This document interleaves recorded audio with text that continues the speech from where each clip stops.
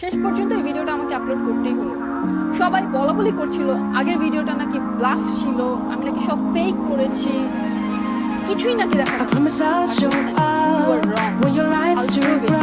নাইলা নাইম আর যাই করে at least bluff If you wanna have me there, I know I'm like a walk in space. No matter how you talk with me, 15th October you never know what's সব up. দেখাইছে